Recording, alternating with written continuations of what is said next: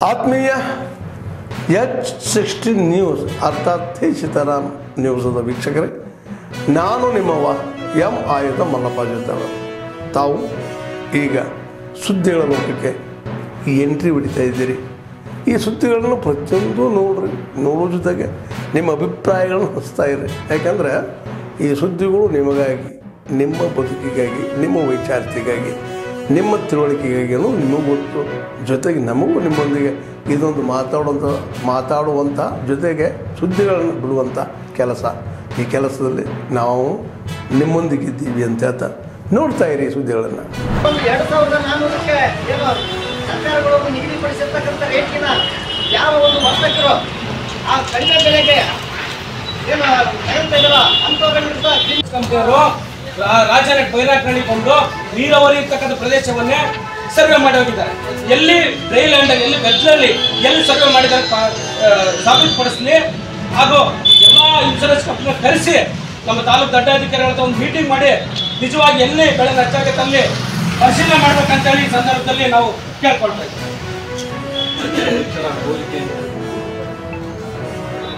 ದಿನಗಳಲ್ಲಿ ಇದ್ರ ಬಗ್ಗೆ ಮೇಲಾಧಿಕಾರಿಗಳೊಂದಿಗೆ ಚರ್ಚಿಸ್ಬಿಟ್ಟು ನಮಗೆಲ್ಲರಿಗೂ ಸಹ ಒಂದು ಆಶ್ವಾಸನೆ ಹೇಳ್ಕೊಂಡು ನಮ್ಮ ಸರ್ಕಾರ, ಜಿಲ್ಲಾಡಳಿತ, ತಾಲೂಕು ಆಡಳಿತ ನಿಮ್ಮ ಸೇವೆಗೆ, ನಿಮ್ಮ ಬೆಂಬಲಕ್ಕೆ ಸದಾ ಇರುತ್ತೆ. ನಾವು ಯಾವುದೇ ರೀತಿ ಎದೆಗುಂದುಗಳು ನಾವು ನಿಮ್ಮ ಜೊತೆಗೆ. ಮತ್ತೊಂದು ವಿಚಾರ ಸರ್ ಮತ್ತೊಂದು ವಿಚಾರ, ಹಿಂದಿನ ವರ್ಷ ಈ ವರ್ಷ ಅತಿವೃಷ್ಟಿ ಆಗಿರ್ತಕ್ಕಂಥ ಬೆಳೆ ನಷ್ಟ ಪರಿಹಾರಕ್ಕೆ ಏನು ಅರ್ಜಿ ಕೊಟ್ಟಿದ್ದಾರಲ್ಲ, ದಯಮಾಡಿ ಅವರಿಗೆ ಹಣ ಕೊಡುವಂಥ ವಿಚಾರದಲ್ಲಿ ನಮ್ಮ ಸಾಹೇಬರು ಕೆಲಸ ಮಾಡಿದ್ದಾರೆ. ಈಗಲೂ ಮಾಡಬೇಕು, ನೊಂದವರಿಗೆ ನೆರವಾಗಬೇಕಂತೇಳಿ ಈ ಸಂದರ್ಭದಲ್ಲಿ ನಾವು ಮನವರಿಕೆ ಮಾಡ್ತಾ ಇದ್ದೇವೆ. ಟ್ರೀಟ್ ಮಾಡಲಿಕ್ಕೆ ಶುರು ಮಾಡಿದ್ರು.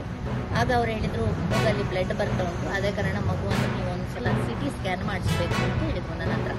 ಆಗ ಅಲ್ಲಿ ಯಾರು ಮಹಿಳೆಯರು ಇರಲಿಲ್ಲ. ಅಂದರೆ ಮಗುವಿನ ತಾಯಿ ಕ್ರಿಟಿಕಲ್ ಕಂಡೀಷನಲ್ಲಿ ಇತ್ತು, ಆ ಮಗು ತಾಯಿ. ಹಾಗೆ ಅವರಿಗೆ ಸಂಬಂಧಿಸಿದವರೆಲ್ಲರೂ ಆಲ್ರೆಡಿ ಇಬ್ಬರನ್ನು ಸೀರಿಯಸ್ ಅಂತ ಮಂಗಳೂರಿಗೆ ಶಿಫ್ಟ್ ಮಾಡಿದ್ದಾರೆ. ಹಾಗೆ ಅದರ ತಂದೆ ಇರಲಿಲ್ಲ, ಅದರ ಮಗುವಿನ ದೊಡ್ಡಪ್ಪ ಇದ್ದರು, ಅವರು ಕೂಡ ತುಂಬ ಇಂಜುರಿ ಆಗಿತ್ತು ಅವರಿಗೆ.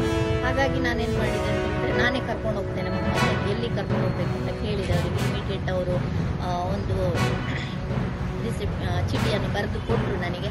ಕೊಟ್ಟು ಒಂದು ಗೌರ್ಮೆಂಟ್ ಹಾಸ್ಪಿಟಲಿಗೆ ಹೋಗಿ ಅಲ್ಲಿ CT ಸ್ಕ್ಯಾನ್ ವ್ಯವಸ್ಥೆ ಇದೆ ಅಂತ ಅಲ್ಲಿಗೆ ಹೋದೆವು. ಆದರೆ ಅಲ್ಲಿ ಕರುಣಾಕರ್ ಡಾಕ್ಟರ್ ಇತ್ತು, ಆದರೆ ಅಲ್ಲಿ CT ಸ್ಕ್ಯಾನ್ ವ್ಯವಸ್ಥೆ ಇರಲಿಲ್ಲ.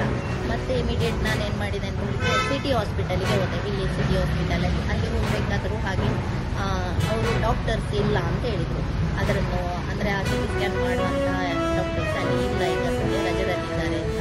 ಮತ್ತು ಇನ್ನು ಎಂತ ಮಾಡೋದು, ಇಮಿಡಿಯೇಟ್ ಇಲ್ಲಿ ಸ್ವಾಮಿ ಕಲಾ ಮಂದಿರದ ಹತ್ರ ಒಂದು ಲ್ಯಾಬ್ ಇದೆ, ಅಲ್ಲಿಗೆ ಇಮಿಡಿಯೇಟ್ ಆ್ಯಂಬುಲೆನ್ಸಲ್ಲಿ ನಾನು ಆ ಆ್ಯಂಬುಲೆನ್ಸ್ ಡ್ರೈವರ್ ಕೂಡ ತುಂಬ ನನಗೆ ಸಪೋರ್ಟ್ ಮಾಡಿದರು. ಯಾರು ಅಂತ ನನಗೂ ಗೊತ್ತಿಲ್ಲ ಆ್ಯಂಬುಲೆನ್ಸ್ ಅವರು. ಮೇಡಮ್ ನೀವು ಹೆದರ್ಬೇಡಿ, ಮಗುಗೆ ಏನಾಗೋದಿಲ್ಲ ಅಂತ. ಅಂದರೆ ಅವರು ತಿಳ್ಕೊಂಡಿದ್ದು ನನ್ನ ಮಗು, ಬಟ್ ನನ್ನ ಮಗು ಆಗಿರಲಿಲ್ಲ. ಅದು ಅಲ್ಲಿ ಪೇಷಂಟ್ ಅಂದರೆ ಆ ಆಕ್ಸಿಡೆಂಟ್ ಆದವರ ಮಗು ಆಗಿತ್ತು, ನನಗೂ ಗೊತ್ತಿರಲಿಲ್ಲ ಯಾರು ಅಂತ. ಅಲ್ಲಿಂದ ಅಲ್ಲಿ ಟ್ರೀಟ್ಮೆಂಟ್ ಅಂದರೆ CT ಸ್ಕ್ಯಾನಿಗೆ ಮಗು ಒಪ್ಪಲೇ ಇಲ್ಲ. ಯಾಕಂದರೆ 3 ತಿಂಗಳ ಮಗು 5 ಗಂಟೆಗೆ 4:45 ಗಂಟೆಗೆ ಆದ ಆಕ್ಸಿಡೆಂಟ್. 7:30ವರೆಗೆ ಆ ಮಗು ಹಸಿವಲ್ಲಿ ಅಳ್ತಾ ಇತ್ತು ಒಂದು ಕಡೆ. ಇನ್ನೊಂದು ತಾಯಿಯ ಒಂದು ಯಾವುದಾದ್ರೂ ಸಣ್ಣ ಮಗುವಿಗೆ ತಾಯಿಗೆ ಮಗುಗೆ ಅದರ ಮಡಿಲು ಬೇಕೇ ಬೇಕು, ಆದರೆ ಅದು ತುಂಬ ಅಳ್ತಾ ಇತ್ತು. ಆದರೆ ಅದನ್ನು ತುಂಬ ಅಂದರೆ ಕಂಟ್ರೋಲ್ ಮಾಡಲಿಕ್ಕೆ ನೋಡಿದೆ. ಮತ್ತು ಮೆಡಿಕಲಿಂದ ಒಂದು ಲ್ಯಾಕ್ಟೋಜನ್ ಅಂತ ತರಿಸಿದೆ. ಯಾಕಂದರೆ ನಾನು ಒಂದು ತಾಯಿ ಆದ ಕಾರಣ ನನಗೆ ಗೊತ್ತಿತ್ತು ಏನು ಮಾಡಬೇಕು ಮಗುವಿಗೆ ಅಂತೇಳಿ.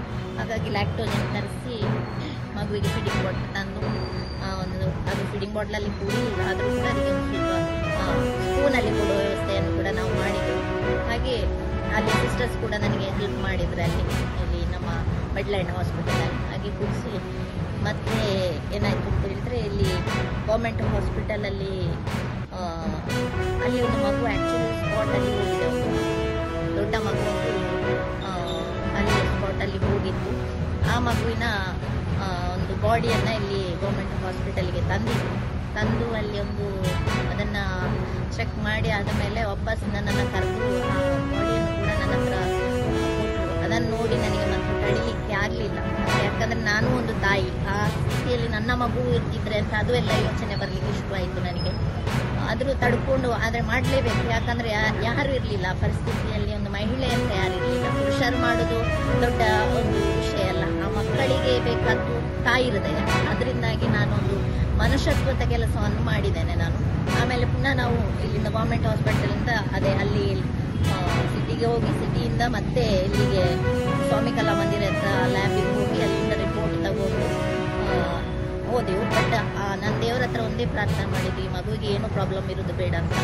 ದೇವರು ನನ್ನ ಒಂದು ಪ್ರಾರ್ಥನೆಯನ್ನು ಕೇಳಿದ್ರು ಅಂತ ಅನಿಸ್ತದೆ. ಮಗುವಿಗೆ ಏನೂ ಪ್ರಾಬ್ಲಮ್ ಇರಲಿಲ್ಲ. ಮತ್ತೆ ಮೆಡ್ಲ್ಯಾಂಡಿಗೆ ಹೋದೆವು. ಹೋಗಿ ಮಗುವಿನ ಆರೈಕೆ ಮಾಡ್ತಾ ಇದ್ದೆ ನಾನು. ಒಂದು 10:10:30 ಆಗುವಾಗ ಅವರ ಫ್ಯಾಮಿಲಿಯವರು ಬಂದ ಮೇಲೆ ಅವರಿಗೆ ಆ ಮಗುವನ್ನು ಒಪ್ಪಿಸಿ ನಾನು ಮನೆಗೆ ತೆರಳಿದ್ದೆ.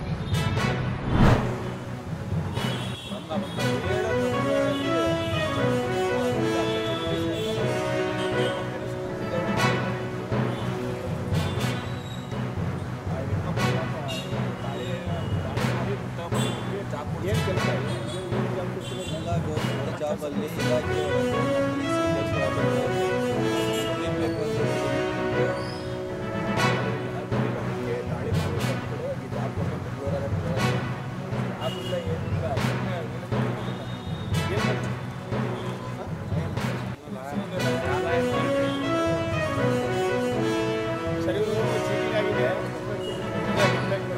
ಯಾರೇ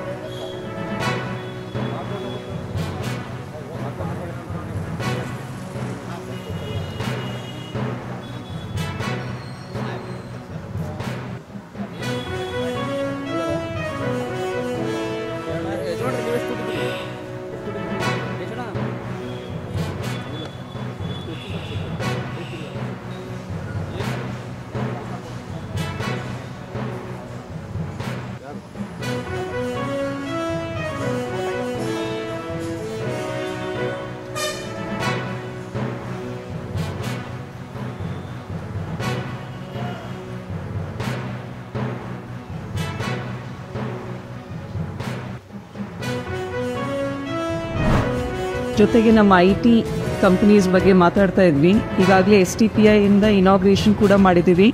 ಒಂದು ಕ್ಯಾಲೆಂಡರ್ ಆಫ್ ಈವೆಂಟ್ಸ್ನ ಲಾಂಚ್ ಮಾಡಿದ್ದಾರೆ. ಪ್ರತಿ ತಿಂಗಳು ಕೂಡ ಅದರ ಬಗ್ಗೆ ನಮ್ಮ BIT ಕ್ಯಾಂಪಸ್ನಲ್ಲಿ ಎಲ್ಲ ನಮ್ಮ ಟೆಕ್ನಿಕಲ್ ಕೋರ್ಸಸ್, ನಾನ್ ಟೆಕ್ನಿಕಲ್ ಕೋರ್ಸಸ್ನಲ್ಲಿ ವಿದ್ಯಾಭ್ಯಾಸ ಮಾಡ್ತಾ ಇರುವಂತಹ ಸ್ಟೂಡೆಂಟ್ಸಿಗೆ ಸ್ಕಿಲ್ ಡೆವಲಪ್ಮೆಂಟ್ ಪ್ರೋಗ್ರಾಮ್ಸ್ ಮಾಡ್ತಾ ಇದ್ದೀವಿ.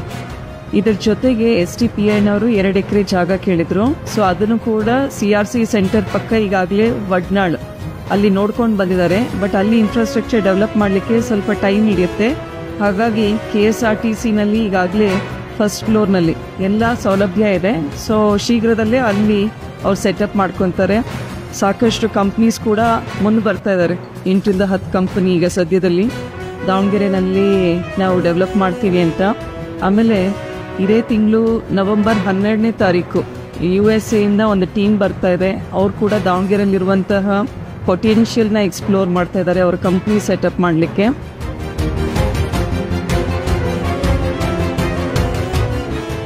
ಆತ್ಮೀಯರೇ, ಎಲ್ಲ ಸುದ್ದಿಗಳನ್ನು ನೋಡಿದ್ರಲ್ಲ, ಏನು ಅನಿಸ್ತು ನಿಮಗೆ? ಇದರಲ್ಲೇ ನಿಮ್ಗೆ ಲೈಕ್ ಆಗಿರ್ಬೋದು, ಡಿಸ್ಲೈಕು ಆಗಿರ್ಬೋದು, ಕಾಮೆಂಟ್ ಬೇಡಪ್ಪ ಅಂತೂ ಅನಿಸಿರ್ಬೋದು, ಕಾಮೆಂಟ್ ಮಾಡಬೇಕಪ್ಪ ಅನಿಸ್ಬೋದು, ಶೇರ್ ಮಾಡಬಾರ್ದಪ್ಪ ಅನಿಸಿರ್ಬೋದು, ಮಾಡಬೇಕು ಅನಿಸಿರ್ಬೋದು. ಏನಾದರೂ ಆಗಲಿ ಶೇರ್ ಮಾಡ್ತಾಯಿರಿ, ಈ ನ್ಯೂಸ್ಗಳನ್ನ ಹಂಚ್ತಾ ಇರಿ, ಜೊತೆಗೆ ಇದಕ್ಕೆ ಸಬ್ಸ್ಕ್ರೈಬ್ ಆಗ್ತಾಯಿರಿ ಅಂತ ಹೇಳ್ತಾ H16 ನ್ಯೂಸ್ ಅರ್ಥಾತ್ ಹೇ ಸೀತಾರಾಮ್, ಇದು ಸತ್ಯದ ಕೈಗೆ ನೋಡಿ. ವಂದನೆಗಳು.